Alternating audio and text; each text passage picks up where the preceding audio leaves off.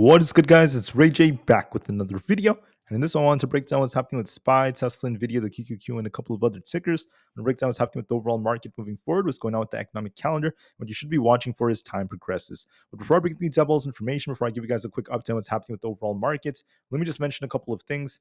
I am personally not a financial planner, so take nothing I say as financial advice. And also, if you guys can, please check out the Moomoo link, which is down below in the description. If you sign up for Moomoo and deposit $100, you're guaranteed 7 free stocks, and the offer ends very soon in just about 2.5 weeks. Anyways, now I want to give you guys a quick update on what happened to the market and what you should be looking out for next week. So for SPY, we basically got this very, very nice push to the upside, pushing all the way up to about 521.5. And then we ended up breaking a little bit higher above that. I did tell you to watch the 523 area if we did end up breaking out. And we came just under that, hitting 522.6 before getting a bit of a rejection. The market rejected a bit because we got this negative data today. So at 10 o'clock a.m. Eastern Standard Time, we got the Michigan Consumer Sentiment Report and the 5-year inflationary expectations. So for the 5-year inflationary expectations, it was 3.1%. That is somewhat above expectations, but not too bad. And that's kind of similar to what Jerome Powell was saying in his speech. Powell said that inflation for the longer term is more under control by the Fed, but for the short term, they can't make any promises. And then after that, we also got the inflationary expectations for May. We got 3.5%. That is actually a little bit above what the forecast consensus happened to be. So that's actually very, very important and something worth noting. So that's how things looked, at least for the time being. And then we'll have to see what else happens moving forward.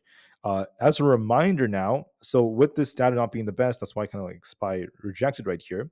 It's also because of another factor. We have low volume. SPY's volume has been declining. I can actually show you that real quick.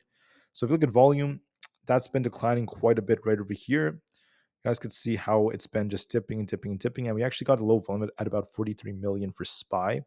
So volume is declining. We also hit some tight resistance on SPY. I did call this out yesterday. I told you to watch 521.5 as resistance and also just under 523.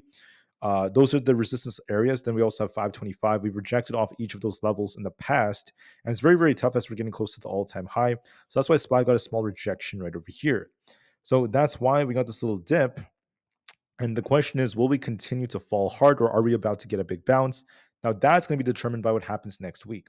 So next week is going to be very important. Monday is going to be May 13th, 2024. We have Jefferson Mester giving some speeches. Whatever the Fed says could affect us to some extent. And then for Tuesday of next week is going to be very important too, as we have the PPI report coming out and the one and only Jerome Powell giving a speech again. So Powell's going to be back opening his mouth, and when he speaks, the market's going to make a big move. So we'll just have to wait and see what he says. For Wednesday, we have CPI coming out. Whatever is announced during CPI could actually, affect the market big time. So I'll be waiting to see what ends up happening. So get ready for all these things: Jerome Powell's speech, CPI, and etc. For earnings, okay, we have these earnings. Everything is very, very minor. If you want to take a screenshot of this just to remember, you guys could. But let me make it very, very clear that this is what earnings are looking like. For Monday, we have Legend. We also have a few more. For Tuesday, we have Alibaba, which is very important for retail, alongside the Home Depot and Sony.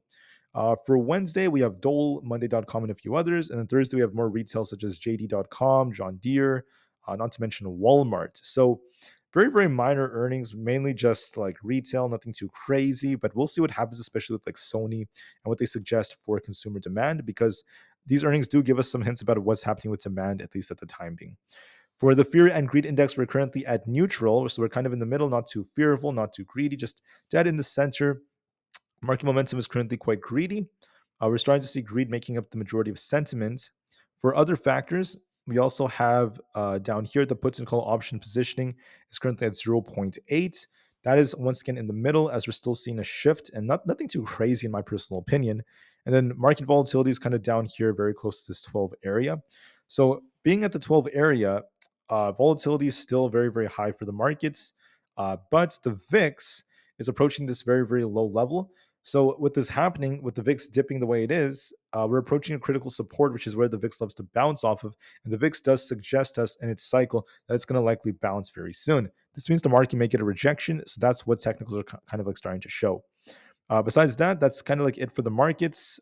What do I see for SPY? Well, let's talk about the VIX first. What is the VIX showing us? I've been talking about this all week. The VIX is approaching critical support around 12.5. I'll make another video and break more details down about this. So, and I'll give you guys like a little prediction based off this too. But the VIX is going to likely shuffle around the 12.5 area. We're at support every time this year it bounced off this area. So it might get a bounce within a week or two from now. I would say within a week, most likely. And that may be correlated with SPY potentially getting a rejection as well. For the markets, when it comes to SPY, okay, SPY pushed very, very nicely, very, very awesome, but we have declining volume. We have a tough resistance approaching in the 520s. And we have all this data coming in that will determine if this thing will bounce or not. To be bullish, you want to see it break 523 to go all the way up to 525. But even if we do break that, just be careful because 525 is going to be tight. And if the peak is in already, watch us lose 520. If we fail to hold 520, we could see a dip all the way down towards 518 all over again. And if we lose that, so that's going to be a very important levels. We have previous resistance right over here at 518. That's going to become our next support. And I think that this 20 EMA is going to kind of curl this way. So it's going to catch up by Monday. So I do think we might get a little dip here, and then we'll see if we get a continuation move lower. We'll be watching that very, very carefully. For the triple Q, we have a bearish divergence. If we end up losing 439, look for a dip all the way down towards 435. And if we end up holding support, we could try to rebound towards 444, break that, then 440. We could go all the way up to about 446, but I would just be very careful with the triple Q because we did reject in the mid 440s many times historically. So just be mindful of that and just know that the trend is kind of shifting a little bit more negative for the QQQ. So watch for anything, always be open-minded, but just know that there is a risk of this rejecting as we have a bearish divergence and we have tough resistance at this level. Tesla's in a very, very interesting place because when you look at Tesla, this has been rejecting off the White's trend line. We got a rejection, came back up, rejected again. And now we're approaching the 167 area. We're continuing to fall amidst all this bad news involving layoffs and such. So watch this area right here. We did bounce off 166 before we got a big bounce. And there's also another instance where we actually ended up losing that. So if we lose this 167 zone to 166, we could see Tesla collapse and start sinking all the way down to the lower 160s. If we bounce on Monday, depending on what the news is, look for 170 as resistance and then 172. As of right now, at the time I'm recording this video, Tesla's looking more bearish, is continuing to fall, and I've been spot on with this stock for the entire week as it's been looking bearish again and again. And then we also have just two more before I finish the video. Nvda, on a bit of a downtrend, we're kind of trading sideways in this range. Watch this 892 support. Watch resistance at 900. I do see a risk of it coming down to fill this gap around 888. We could pop first and come back down. So we'll see. For Amazon, no, I'm sorry, not Amazon. Apple's actually dipping a little bit in the current market. It's been stuck in this range, so I do think it's going to try to range trade a bit for between 183.5 and 181.36. But then I see a risk of it kind of dipping a bit lower, so we'll just have to see how things go. Besides that, going back to Amazon this time, looking a little bit weaker right now. We are just barely below our 4-hour 20 EMA. We're actually at around 187.36 in the after hours. I do see a risk of it coming down to 185 if we do turn here. So if we lose 187, look for 185. And I see a risk of that. For Meta has resistance at 478. We have support at 472. I think that it's going to retest 472 and trade sideways for now. But if we lose that, there's going to be a dip coming to the 460s.